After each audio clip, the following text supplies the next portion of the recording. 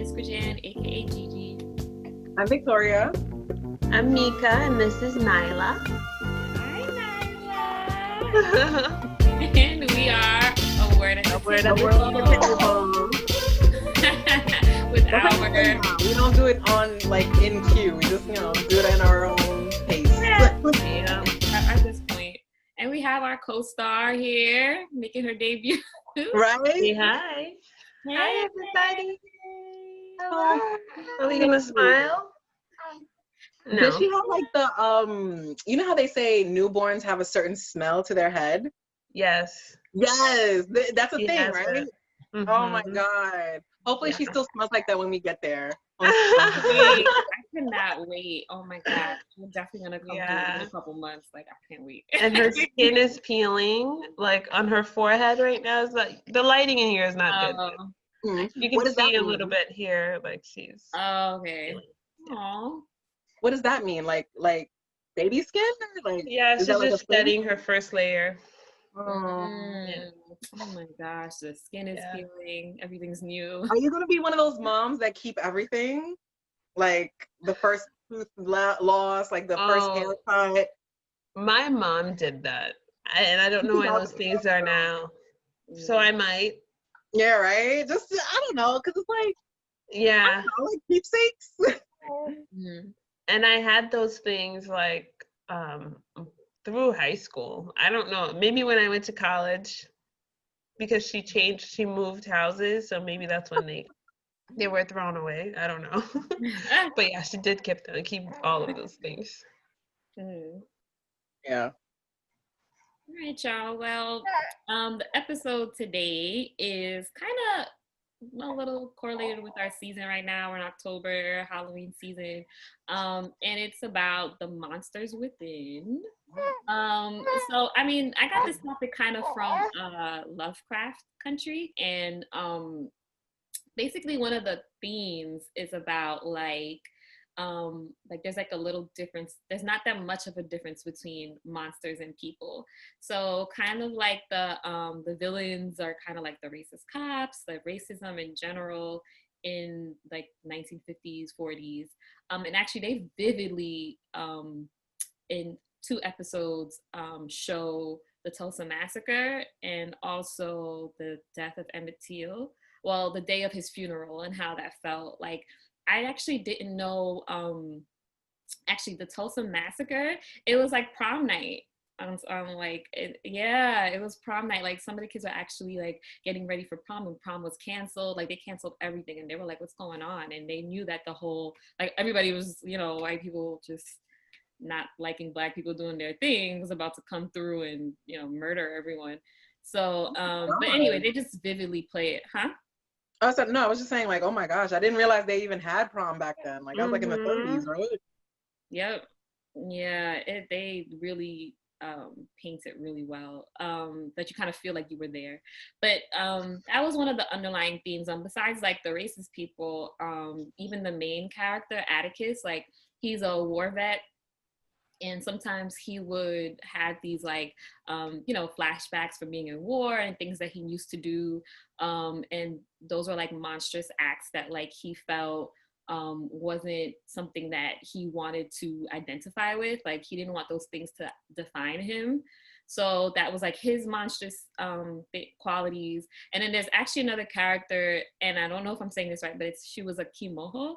And that was this 9-tailed fox spirit. It's a long story, but she's this spirit that was this spirit that was kind of killing people through just being a beautiful woman. So yeah, so it was just a succubus. Underlying theme, huh? Like a succubus? Yeah. So basically there's this underlying theme of the monsters within, and how we kind of identify with them and getting through those monstrous qualities. So that's the topic for kind of where I got the topic from. So what are some I don't want to say monstrous qualities, but ugly parts of yourself that you feel you want to work on, or things that you don't actually want to talk about, those ugly parts and those moments that didn't show the best side of you. So what are some of those things that you want to work on, or ugly parts you want to work on? You want to go first, Mika? Sure. Mine is I don't trust people. That I think it's very hard for me to trust people. And that's a hard thing, especially I didn't realize how bad it was, but as a new parent, like we're looking for like a sort of like a living nanny for when I go back to work. And I'm like, I don't trust anybody. I don't think anyone's gonna make the cut. And it's tough when I don't live anywhere near family. Mhm. So I think that's a very bad quality to have. I'm skeptical of everything. And also, You I know, if you live in think, New York, you could just get your mom to come in, right, right? yeah, yep. I'm feeding Nyla right now, by the way. Oh, no worries. So yeah, and I think the other one that I don't like about myself is, I mean, I like it because it makes me good at my job, but it's not good practically in life. But I think I tend to be very, I come off as judgmental sometimes, but that's because at work, I have to look at things and like break them down from all sorts of different angles and analyze them and be super detail oriented. But sometimes I tend to tend to trickles over to like my personal life. So I think that that's a bad quality when it comes over to the personal side. Mm-hmm. Yeah.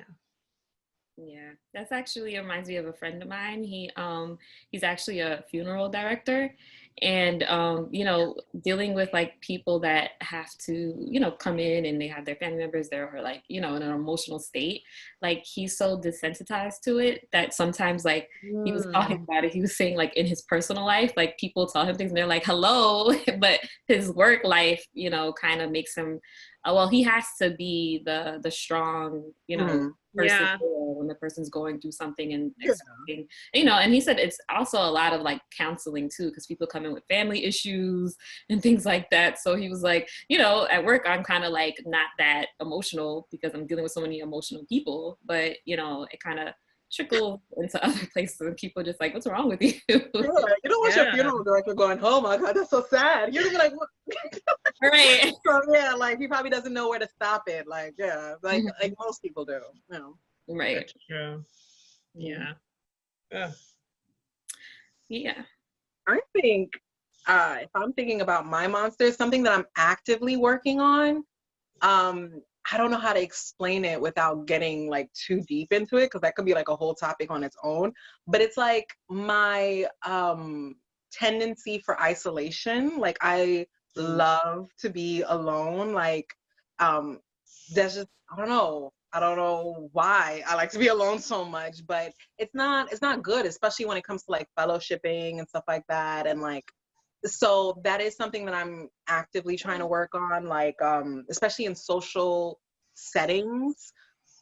I like try to force myself, at least like in my head, like okay, like at least like 10 minutes and then you can go or whatever, right? Like, but if it was up to me, like I would be like a recluse. I would literally be like a hermit and love it, So, but I don't think God wants us to be like alone, right? Like especially like when it comes to like loving your neighbor, you can't love your neighbor for, I don't know. That's just something that I'm working on. So that's like my monster, like my need to isolate and separate myself.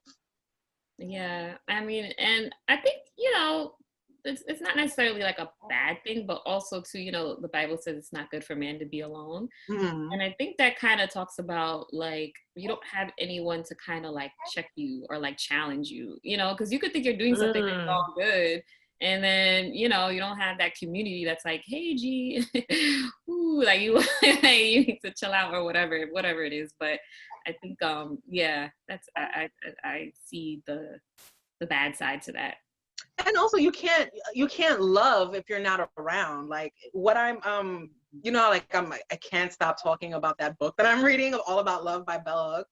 Like she talks about like community and like fellowshipping with other people. So like that I'm trying to practice that without like to battle my need for isolation and just, you know, being by myself. Mm-hmm. Yeah, for me, I would definitely say it's my anger. Like, oh my gosh, like, oh my road rage, bro, so bad. And then especially in Brooklyn, like Brooklyn people are crazy. I think today I had an episode, like, it was crazy. Like, there was one time I just remember I was waiting for a parking spot. It was a one way. And so it was this old man. He was taking his sweet little time. And so the cars are like piling up behind me.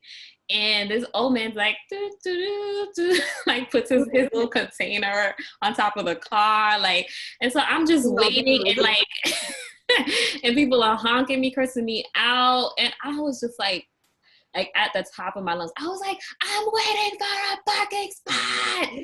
And then like it stopped. It was so funny. I guess they was like, oh snap, this thing is crazy. But I didn't want to react like that, but I think it was just so much of everything happening at once. It was just bad. So that's something I need to work on. I know. Mm-hmm.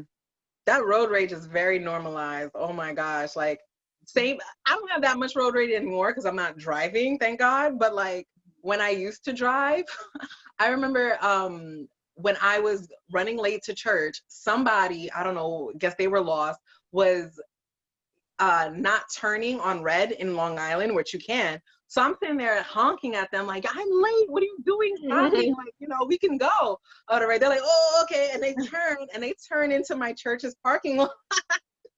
Yeah, and I was like really honking. They were like, "What?" I was like, "Oh." They was like, "Oh, okay, you were just cursing us out, right?" Like, yo, that goes to show, like, you don't know who's watching you too. Word. Like, watching you. You don't want the pastor's daughter cursing you out on the road.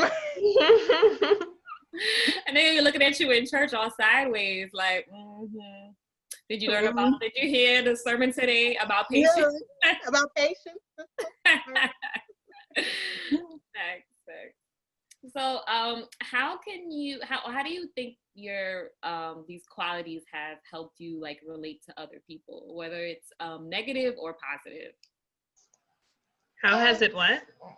Like help you relate to other people that do the same thing or kind of like has that same quality. How has it like helped you relate to other people, whether it's good or bad?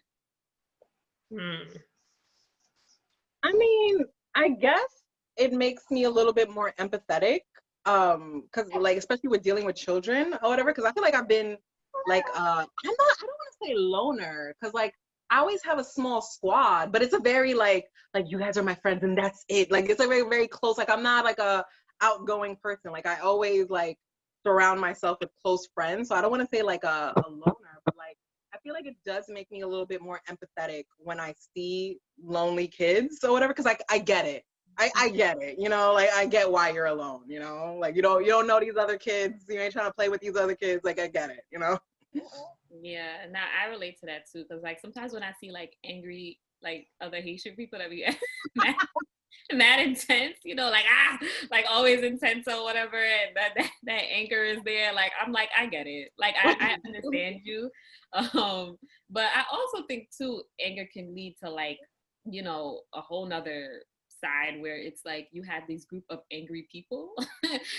You know, like even in our world today, even when we think about like our president and how he fuels hate and anger and uses that. So I think it could also go to the extreme where like you know it could be just making this crowd or making this people of like anger and making them all like you know fuel each other like yeah let's go do this and like who knows what happens. Huh? I think you have like that mob mentality now. It's not, you're not even thinking straight. You're just like, pitchforks, you know? Right. And now you down somebody's block trying to, you know, burn their house down. And how that happened, like all y'all got together and decided to do this based off that hate for whatever it is. Yeah. I think for me, the way that it makes me relate to people, I don't know. Maybe it's just, I think I probably see more qualities in people than others might not realize because I am very analytic.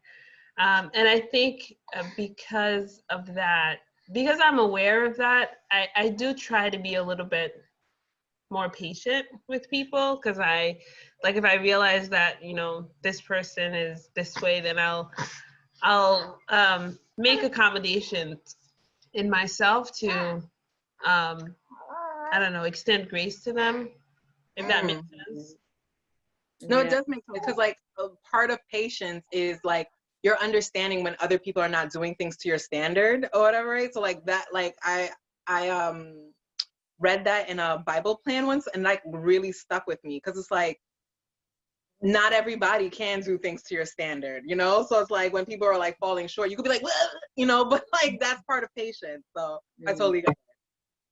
Yeah. And I think like, you know, those qualities kind of also help you empathize, like you were saying, both of you guys were saying, with other people. Cause then it's like, I'm not going to judge you, because you know what, I've been there and I felt that way like yesterday.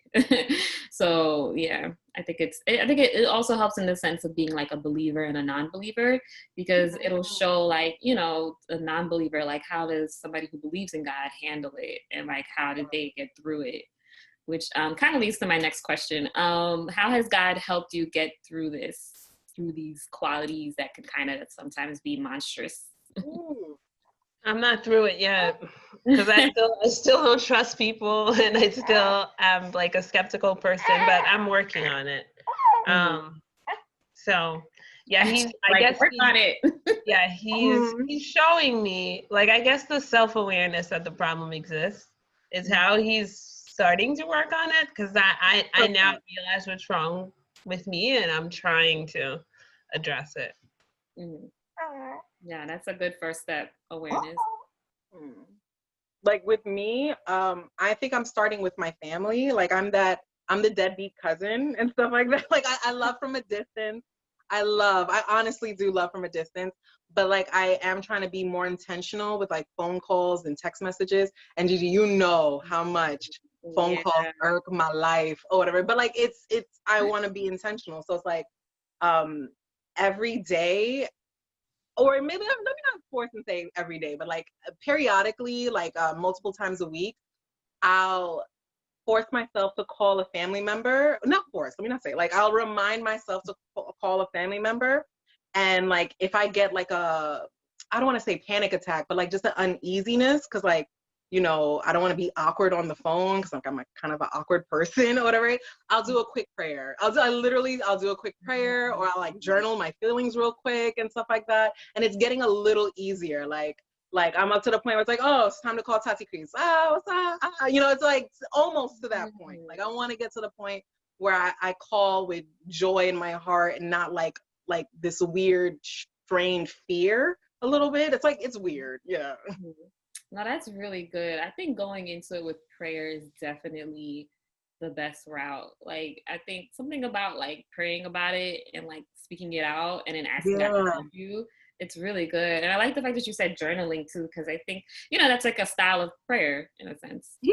It's like expression. Like I feel like with prayer, it's like honest communication and stuff like that. So it's like when you're in tune with your feelings, and like you can like really like express that to someone who cares, like God. Like, you know, what does First Peter say? Like First Peter says, like, give all that all your concerns to God, because he cares. He wants to know, like, oh, you stressed out about calling you a great uncle. All right, let me hear about it. What's up? You know, and like just you expressing that makes it feel a little bit better. Like, you know, you just kind of like give a little burden, you know, to him. Yeah. You know, that kind of reminds me of something like, but like a while, like a bunch of times, like when I would pray for people, like people just, you know, like in little growth groups or things I was doing at church or whatever, like after the prayer, like sometimes people would be like, thank you. And I'm like, okay, like you're welcome. Like, hey, it's not a big deal. But then I realized like what you were just saying about like actually praying helps you. Like the actual process of prayer is healing. Like it actually is. Like I didn't, like it hit me, I think after the last person I prayed for, and they said thank you, like we're doing like a book club or whatever, and they was like, oh, thank you so much. Like it was this girl and she's having issues with her mom, she hasn't talked to her mom in a year and all this stuff, but we're reading this book Soul Care. It was so good. I would definitely recommend soul care. But yeah, she was like, thank you. And then she was like, yeah, you're right. I should try to mend relationships with my mom if I can and accept what happens. Like, that's what it was. She was going to go see her mom. And she was like, you know what? I'm just going to accept what happens. And it is what it is. Like, if it works out, it does. If it doesn't, whatever. But she said she knows that she's tried. And like, when I prayed about it with her, with other people, she was like, thank you. And then, yeah, it just reminded me like, oh yeah, like the actual process of it actually heals. Even though it's not even like you've been answered yet, something about it helps. So yeah. There's power in prayer. There's power in prayer, and there's also power in your words. Because like the same words that God used to create the entire the world or whatever, right? Like you have power in your word. Like you have power in like when you pray and stuff like that. Like even secularly speaking, when people say speak things into existence or like manifest, like I feel like there's power in that. Yeah, for Proverbs says, in Proverbs, it says, life and death is in the power of the tongue. So into a situation, you can speak life or you can speak death. Yeah, it's like, which one are you choosing?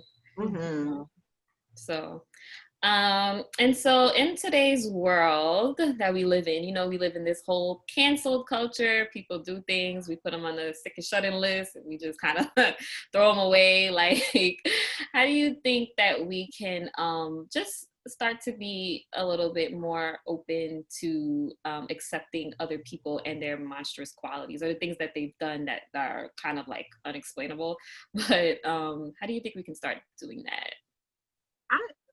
I don't know. Do we have to accept people's monstrous qualities? Like, why can't you change? Like, what? Like, if you have something you need to work on it. Work on it. Like, nobody needs to accept, like our flaws. Like, I don't know. Like, people don't need to accept your flaws, right?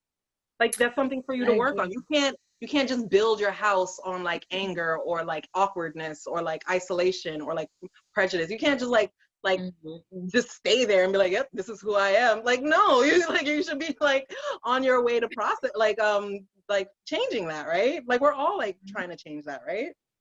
Yeah, No? I agree. Oh, go ahead. I think that if somebody is working on something, it, like, like if they have a bad quality and they're actively working on improving that quality and working on themselves, then I would be okay with giving them the room to work on that. But if you're just like, oh yeah, this is how I am, and like you know how I get. Like, right? No, I don't know how you get, and you need to change. I just be killing people. Like what? Like, excuse me. Nah, I agree with you guys. I think like if there's a process that you're trying to get through, like, yeah, I have patience with you. But if I just see that this is something you just want to completely do and stay in it, then just stay over there and I'll pray for you from a distance. Exactly. Involved in that, and we just need to be wise about the people that we have around us too. Like, that's like feeding into us. So yeah, I think that's definitely the best way to go about that. So that pretty much wraps up our episode. I do want to end on a Bible verse. 2 Corinthians 5:17. It says, therefore, if anyone is in Christ, he is a new creation. Old things have passed away. Behold, all things have become new. And with that Bible verse, it just reminded me like we have like a new identity in Christ. So like those things that we used to do before or qualities that we want to work on, we can always work on it with Christ. Like he can come in and help us with those things, even shed light to it, because sometimes there are some things that we don't even know that are bad qualities that we have. So he sheds light on it, and not only sheds light on it, but actually helps us work through the process of using that quality in a more positive way. Because sometimes, certain things that we do, not necessarily that it has to be taken away altogether, but maybe it can be used in a positive way. Or even like empathize with people that we were just talking about that like have the same qualities. So just wanted to end on that verse. Do you guys have anything that you want to add, or? No, like that is such a great point what you said about like what it reminds me of like what God puts you through, or like what tests and trials and tribulations that you have to go through kind of works for the glory of God. It kind of like helps you, like if you get through it. Like if you just sit there and like, you know, scratch your belly and don't do nothing about it, you know, like that's fine, whatever. Like you're not living on the promises of God. But if you do, you know, become a new creation, and like because God made us to be good, like he didn't make us to be flawed or whatever, right? So it's like it's the world that corrupts us and gives us these bad notions of like mistrust and awkward, like whatever, like we have to deal with. It's God didn't put that in us. It's our environment that puts us up, instills these things in us. So it's like when we get through the other side of every test that we have to go through, it'll help us when dealing with other people. Just like you said, it'll help us empathize. It's for a reason and stuff like that. So yeah. Right. Yeah, that reminds me of the Bible verse of like everything is working for our good, for Mm-hmm. and purpose. It is purpose. So yeah. All right, y'all. Damika, did you have anything to say, or? No, I just said she fell asleep and she's like trying to get comfortable. Oh, okay. She's like, oh, the episode's over. All right, y'all. Well, thanks for tuning in. And this is A Word at the Table. Thanks, everyone. Till next time. Repeat after us, baby. A word at the table. That's going to be her first words. I will gag. Oh my god. Oh my god. Yeah. I'm In a couple of years. Yeah, I can't wait to play this back for her when she's like holding up. She's like, what are you guys talking about? Like, wow, all right. Hey, y'all. Thanks again. Okay.